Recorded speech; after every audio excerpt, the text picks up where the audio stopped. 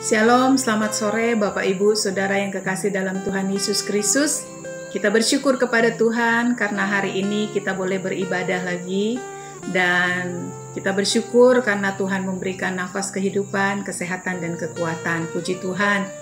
Saya berdoa dan berharap supaya kita semua dalam keadaan sehat. Bapak Ibu Saudara, sebelum kita merenungkan firman Tuhan, saya mengajak kita untuk berdoa. Mari berdoa. Tuhan Yesus, kami datang kepadamu, bersyukur, berterima kasih untuk berkat Tuhan. Kami boleh mengambil kesempatan pada sore hari ini untuk beribadah kepadamu. Bahkan dalam peribadatan kami mau merenungkan firman Tuhan. Tuhan berkati kami semua sehingga firman Tuhan yang kami renungkan, kami pelajari bersama-sama, sungguh kami boleh mengerti dan melakukannya dalam kehidupan kami. Mohon ampun segala dosa kami Bapa, pikiran, hati, sikap hidup kami Tuhan kuduskan, supaya kami layak menerima berkat lewat firman Tuhan yang kami renungkan pada sore hari ini. Ini doa kami Bapa, dalam nama Tuhan Yesus kami berdoa. Haleluya, amin. Bapak Ibu Saudara yang kekasih dalam Tuhan Yesus Kristus, pada sore hari ini saya mengajak Bapak Ibu Saudara untuk merenungkan firman Tuhan lewat satu tema, yaitu keluarga yang bermisi. Keluarga yang bermisi. Seperti kita ketahui bersama, pada bulan Agustus ini Gereja Kemah Injil Indonesia memperingati hari ataupun memperingati bulan misi. Puji Tuhan karena Tuhan memberikan hati misi untuk gereja kita terus berkarya dalam pekerjaan Tuhan. Bapak Ibu Saudara, tema umum Gereja Kemah Injil Indonesia yaitu gereja yang bertumbuh, bertambah, dan berdampak. Gereja yang bertumbuh, bertambah, dan berdampak. Untuk menjadi gereja yang bertumbuh dan bertambah dan berdampak harus dimulai dari keluarga Kristen itu sendiri. Kita tahu bersama bahwa gereja adalah kumpulan orang-orang yang percaya kepada Kristus, yang di dalamnya terdapat bapak-bapak, ibu-ibu, dan anak-anak. Dan kita bersyukur kepada Tuhan karena anugerah Tuhan kita diberikan keselamatan, kita diberikan kasih karunia yang luar biasa yang tidak dapat diberikan oleh dunia ini. Tuhan sangat mengasihi kita. Puji Tuhan. Dan lewat perenungan pada sore hari ini, pertanyaan penting untuk kita renungkan bersama-sama yaitu bagaimana keluarga yang bermisi itu? Bagaimana keluarga yang bermisi? Saudara, kita lihat di dalam Kisah Para Rasul pasal 18 dan ada beberapa ayat di dalam kitab ini yang akan kita renungkan. Yang pertama, keluarga yang bermisi yaitu keluarga yang membangun kehidupan mereka di atas dasar kasih Kristus. Keluarga yang membangun kehidupan mereka di atas dasar kasih Kristus. Kita mau belajar dari sepasang suami istri yang terdapat dalam Alkitab, yaitu Priscilla dan Aquila. Luar biasa, Priscilla dan Aquila adalah sepasang suami istri yang luar biasa dipakai oleh Tuhan, yang mereka dengan sukacita berdampak bagi orang lain. Mereka terlibat dalam pelayanan misi. Bapak Ibu Saudara yang kekasih dalam Tuhan, dalam pasal 18 ayat 1 sampai ayatnya yang ketiga dijelaskan di sana bahwa Paulus bertemu dengan Aquila dan Priscilla. Ya, mereka keluar dari Roma. Dikatakan mereka meninggalkan Roma karena Kaisar Claudius menyuruh mereka, orang-orang Yahudi, untuk pergi dari Roma atau keluar dari Roma. Dan Aquila, Priscilla meninggalkan Roma. Mereka berada di Korintus dan bertemu dengan Paulus. Saudara yang kekasih dalam Tuhan Yesus Kristus, bahkan di dalam pasal 18 ayat 26 bagian B, di sana juga dijelaskan Priscilla dan Aquila. Bahkan dalam Roma pasal 16 ayat 3, Paulus mengirim salam kepada Priscilla dan Aquila. Itu menunjukkan bahwa di mana ada Priscilla, di situ ada Aquila. Di mana ada Aquila, di situ ada Priscilla. Mereka selalu bersama-sama. Kebersamaan mereka menunjukkan bahwa mereka mendasarkan hidup rumah tangga mereka, keluarga mereka di atas dasar kasih Kristus. Saudara, Kasih Kristus harus mewarnai kehidupan kekristenan. Untuk menjadi keluarga yang bermisi, untuk menjadi keluarga yang berdampak bagi orang lain, bagi orang-orang di sekitar mereka, ya. Keluarga itu harus mendasari kehidupan rumah tangganya dengan kasih Kristus. Kasih Kristus harus mewarnai kehidupan mereka dalam suka maupun duka. Ya, kita lihat luar biasa Priscilla dan Aquila selalu bersama-sama. Ketika mereka diusir dari Roma, mereka disuruh untuk pergi meninggalkan Roma, luar biasa. Dalam keadaan duka, Aquila dan Priscilla selalu bersama-sama. Ketika mereka berada di satu tempat, dalam hal ini di kota Korintus, mereka juga bersama-sama. Dalam bekerja mereka selalu bersama-sama. Dalam pelayanan mereka selalu bersama-sama. Luar biasa kebersamaan mereka. Saudara, dari kebersamaan ini kita melihat, tersirat di dalamnya bahwa Aquila dan Priscilla adalah suami istri yang saling menolong, saling mendukung, saling memotivasi satu dengan yang lain. Dan inilah yang harus menjadi gaya hidup keluarga Kristen. Gaya hidup sepasang suami istri. Suami istri harus mendasari kehidupan rumah tangganya di dalam kasih Kristus, dengan mewujudkannya hidup bersama-sama dalam suka maupun duka. Mengapa mereka bisa bersama-sama? Karena kasih Kristus yang mendasari rumah tangga mereka. Efesus 4 ayat 2 berkata, "Hendaklah kamu selalu rendah hati, lemah lembut dan sabar. Tunjukkanlah kasihmu dalam hal saling membantu." Suami maupun istri harus sama-sama saling membantu satu dengan yang lain. Bahkan Efesus 2 ayat 10 berkata, "Karena kita ini buatan Allah, diciptakan dalam Kristus Yesus untuk melakukan pekerjaan baik yang dipersiapkan Allah sebelumnya. Ia mau supaya kita hidup di dalamnya." Tuhan mau supaya kita hidup di dalam kasih Kristus, di dalam kasih-Nya. Mari bangun hidup kekristenan kita, hidup keluarga kita di atas dasar kasih Kristus.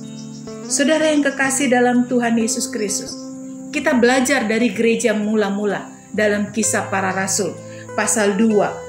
Ya, dijelaskan di sana dalam ayat 47 dikatakan mereka semua disukai semua orang. Ada apa? Kenapa mereka disukai semua orang? Ya, karena mereka membangun kehidupan kekristenan di atas dasar kasih Kristus. Mereka hidup bersama-sama dengan orang-orang yang percaya kepada Kristus. Luar biasa. Jadi, bagaimana keluarga Kristen yang bermisi? Yang pertama, membangun keluarganya di atas dasar kasih Kristus. Yang kedua, keluarga Kristen yang bermisi yang kedua, dia terbuka dalam mendukung pelayanan misi. Terbuka dalam mendukung pelayanan misi. Dijelaskan di sana bahwa Priscilla dan Aquila sangat mendukung pelayanan misi, termasuk hamba Tuhan, yaitu Paulus dalam hal ini, bahkan orang-orang yang sudah percaya kepada Kristus, orang-orang Yahudi maupun orang-orang Yunani. Mereka ramah. Priscilla dan Aquila ramah kepada orang-orang pada masa itu. Ya, luar biasa. Dalam Kisah Para Rasul pasal 18 ayat 2 sampai 3 dijelaskan di sana bahwa Paulus berkunjung ke rumah Aquila dan Priscilla dan dia tinggal bersama dengan mereka. Ini menunjukkan bahwa Priscilla dan Aquila adalah sepasang suami istri yang terbuka dengan siapapun, termasuk hamba Tuhan dan pelayanan misi yang dikerjakannya. Bahkan di dalam Kisah Para Rasul pasal 18 ayat 18c dikatakan bahwa Priscilla dan Aquila menyertai dia. Menyertai siapa? Menyertai Paulus. Ya. Mereka menunjukkan sikap yang terbuka dalam pelayanan misi. Mereka tidak membatasi diri, tetapi mereka terbuka, membuka hati mereka selebar-lebarnya untuk hamba-hamba Tuhan yang berkunjung kepada mereka, Bahkan orang-orang percaya dan orang-orang yang belum percaya, mereka siap melayani, mereka terbuka. Luar biasa Bapak Ibu Saudara yang kekasih dalam Tuhan Yesus Kristus. Mereka terbuka untuk membantu pelayanan misi. Ya, kita lihat di sana mendukung secara ekonomi dalam pasal 18 ayat 3, kita tahu bahwa Priscilla dan Aquila pekerjaan mereka yaitu tukang tenda. Dan mereka melakukannya, mereka melakukan pekerjaan ini bersama-sama untuk mendukung pekerjaan Tuhan. Bahkan dikatakan dalam Roma pasal 16 ayat 4 dijelaskan di sana bahwa mereka berani berkorban, mempertaruhkan nyawa mereka untuk pelayanan misi. Luar biasa Bapak Ibu Saudara yang kekasih dalam Tuhan Yesus Kristus. Bahkan di dalam pasal 18 ayat 27 ya, ketika Apolos mau pergi menyeberang, dikatakan di sana dalam ayat 27, karena Apolos ingin menyeberang ke Akaya, saudara-saudara di Efesus mengirim surat kepada murid-murid di situ supaya mereka menyambut Apolos. Setibanya di Akaya, maka ia oleh kasih karunia Allah menjadi seorang yang sangat berguna bagi orang-orang yang percaya. Saudara, mereka mengirim surat. Mereka itu siapa? Termasuk Aquila dan Priscilla. Aquila dan Priscilla merekomendasikan Apolos. Ya, ketika dia mau menyeberang, dikatakan menyeberang ke Akaya. Luar biasa. Aquila dan Priscilla sangat mendukung pelayanan misi. Keluarga yang bermisi adalah keluarga yang terbuka untuk terus mendukung pelayanan misi. Tidak membatasi diri. Dia berani berkorban, baik secara ekonomi, bahkan tenaganya, doanya. Bahkan dikatakan firman Tuhan, Aquila dan Priscilla berani merelakan nyawanya untuk pelayanan misi. Saudara, luar biasa kita belajar dari keluarga Aquila dan Priscilla. Yang ketiga, keluarga yang bermisi adalah keluarga yang terbuka untuk belajar firman Tuhan. Dalam Kisah Para Rasul pasal 18 ayat 11 dijelaskan di sana, maka tinggallah Paulus di situ selama 1 tahun 6 bulan dan ia mengajarkan firman Allah di tengah-tengah mereka. Saudara, Paulus selama kurang lebih 18 bulan, 1 tahun 6 bulan, dia mengajar orang-orang yang ada di Korintus. Dia mengajar Aquila dan Priscilla tentang firman Allah. Dan kita melihat di sana bahwa mereka sangat terbuka untuk belajar firman Tuhan.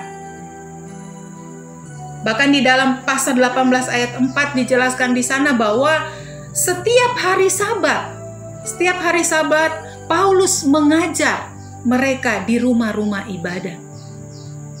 Dan kita dapat melihat tersirat bahwa orang-orang percaya yang ada di sana, mereka terbuka, termasuk Aquila dan Priscilla terbuka untuk belajar firman Tuhan. Luar biasa. Keluarga yang bermisi, keluarga yang terbuka untuk belajar firman Tuhan.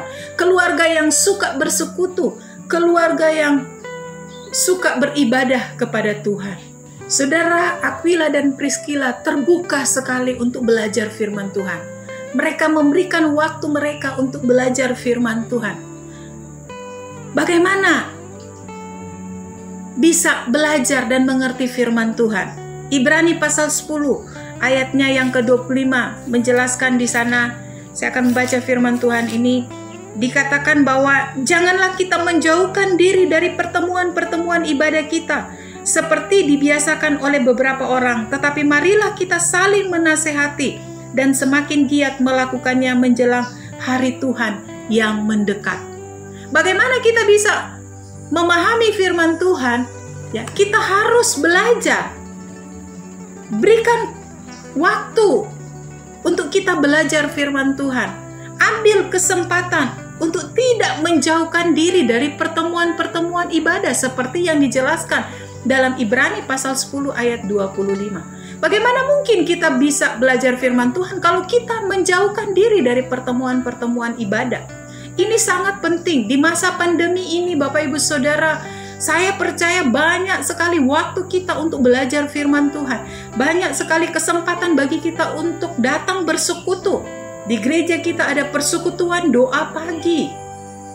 Bahkan persekutuan keluarga. Anak-anak ada persekutuan sekolah minggu. Remaja ada persekutuan remaja. Pemuda, perkaryawan. Banyak kesempatan kita untuk belajar firman Tuhan.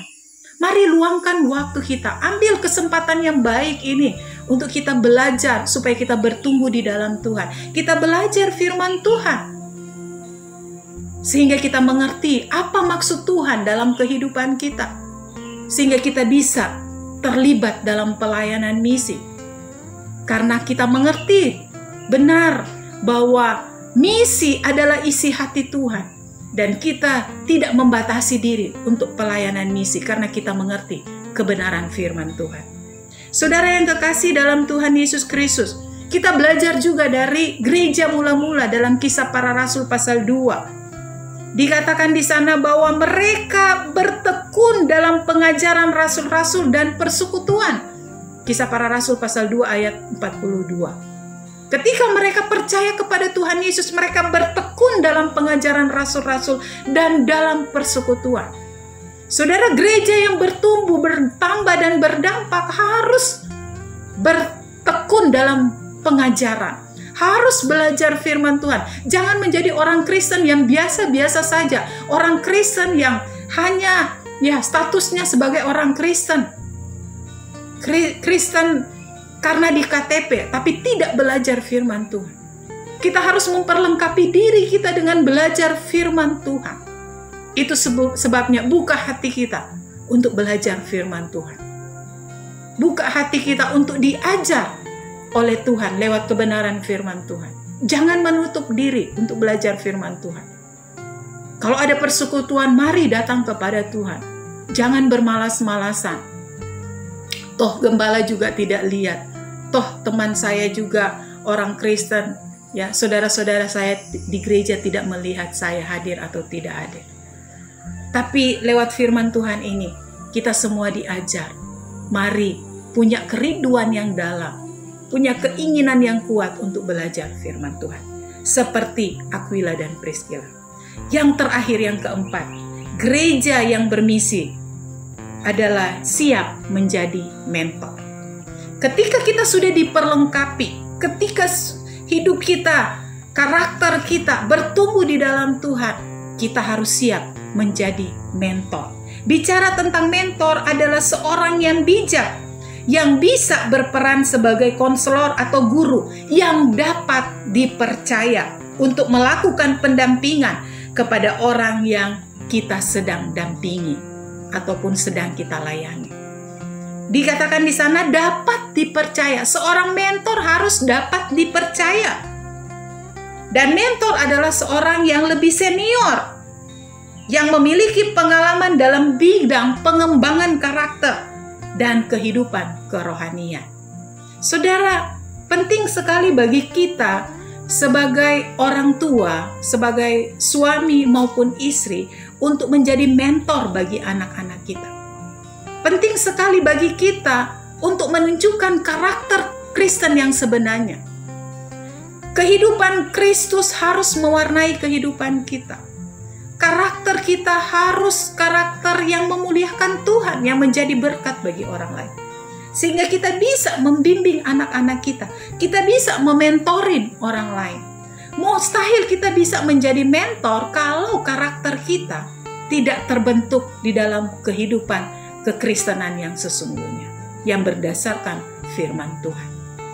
Saudara, kita lihat dalam pasal 18 ayat 24 sampai dengan ayatnya yang ke-28, di sana dijelaskan bagaimana Apolos, ketika dia memberitakan tentang firman Tuhan, ada hal yang kurang, yang harus diluruskan oleh Aquila dan Priscilla. Dan mereka memanggil Apolos dan menjelaskan kepada Apolos tentang kebenaran yang sesungguhnya. Dan luar biasa, Apolos menerima apa yang dijelaskan oleh Aquila dan Priscilla. Di sini peran Aquila dan Priscilla mementori Apolos. Mereka mengajarkan. Mereka bisa mengajar karena mereka sudah belajar. Ya, kita tahu bersama mereka belajar firman Tuhan. Dan kita tahu bersama karakter mereka tentunya karakter yang hidup di dalam Tuhan. Sehingga mereka bisa mementoring Apolos. Saudara, ini penting bagi keluarga Kristen. Bagaimana kita bisa menjadi teladan bagi orang lain, bagi anak-anak kita, bagi suami maupun istri, itu dimulai dari diri kita sendiri.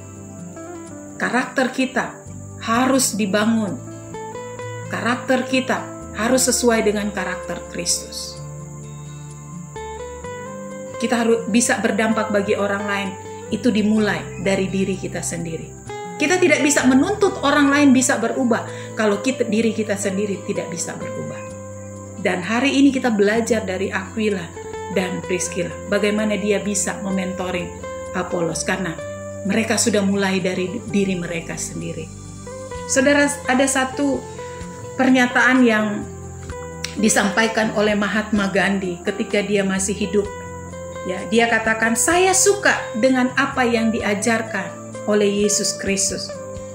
Tetapi saya tidak suka dengan orang Kristen karena perilaku mereka yang tidak sesuai dengan ajaran Kristus. Saudara, ini menjadi perenungan bagi saya dan bagi Bapak Ibu Saudara. Mahatma Gandhi berkata bahwa dia suka dengan pengajaran Kristus, tetapi dia tidak suka dengan perilaku orang Kristen yang tidak sesuai dengan pengajaran Kristus. Ini menjadi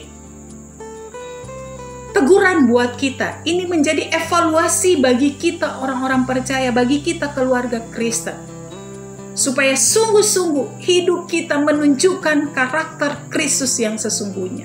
Sehingga orang melihat dan orang memuliakan Allah lewat kehidupan kita. Jangan kita menjadi batu sandungan seperti yang dikatakan oleh Mahatma Gandhi. Dia senang dengan pengajaran Kristus, tetapi dia tidak suka karena ada banyak orang Kristen yang tidak menunjukkan karakter Kristus dalam kehidupan perilaku mereka sehari-hari. Saudara, ini penting bagi kehidupan kita.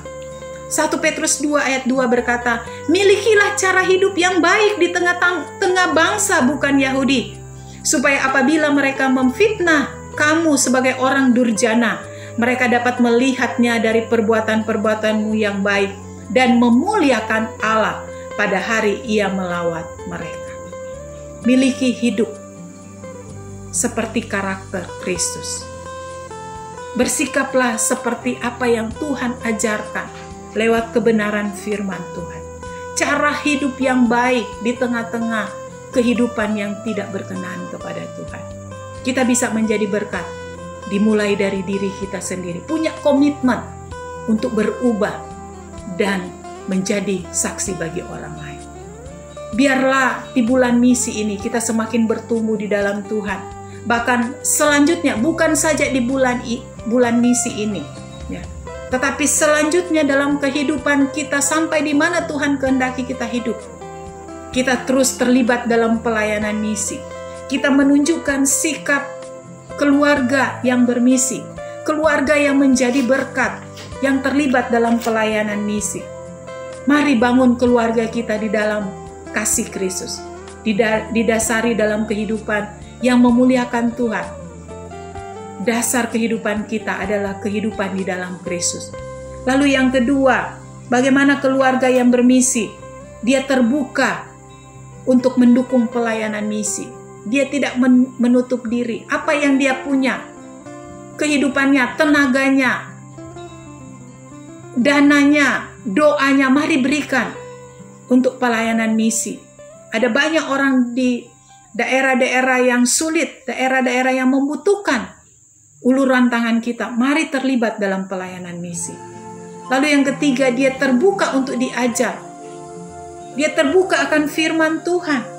Dia terbuka untuk belajar firman Tuhan.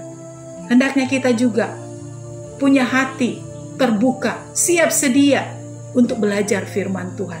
Kapanpun, dalam situasi apapun, firman Tuhan menjadi dasar kehidupan kita. Dan yang terakhir, siap menjadi mentor. Seorang mentor harus bisa menjadi teladan. Harus dimulai dari dirinya sendiri. menjadi berkat bagi orang lain. Amin buat kebenaran firman Tuhan. Biarlah Tuhan dimuliakan dan jemaat Tuhan, Bapak Ibu Saudara, diberkati oleh Tuhan. Mari kita berdoa. Tuhan Yesus, kami bersyukur. Kami berterima kasih untuk firman Tuhan yang boleh kami renungkan pada sore hari ini. Biarlah firman Tuhan ini sungguh menjadi berkat bagi kami untuk kami lakukan dalam kehidupan kami. Hamba-Mu terbatas, tetapi biarlah Roh Kudus yang tidak pernah terbatas itu akan memeteraikan firman Tuhan dalam kehidupan kami, memberikan dorongan bagi kami untuk terus terlibat dalam pelayanan misi. Terima kasih Bapa di sorga, berkati seluruh jemaat Tuhan, berkati Bapak Ibu Saudara yang sudah mendengarkan firman Tuhan pada sore hari ini. Biarlah hidup mereka semakin dikuatkan dan terus berdampak bagi banyak orang, menjadi berkat bagi orang-orang di sekeliling mereka, terutama dalam keluarga, dalam lingkup sosial, masyarakat, semuanya boleh dipakai Tuhan. Terima kasih Bapa di sorga, kami bersyukur dan kami akhiri firman Tuhan ini dan pertemuan kami pada sore hari ini. Biarlah segala kemuliaan hanya bagi Engkau Tuhan Yesus Kristus. Di dalam nama Yesus Kristus kami berdoa mengucap syukur. Haleluya. Amin. Puji Tuhan. Terima kasih untuk Bapak Ibu Saudara yang sudah mengambil bagian dalam pelayanan mengikuti ibadah pada sore hari ini. Tuhan memberkati kita semua, tetap sehat, damai sejahtera Tuhan menyertai kita semua. Shalom, selamat sore.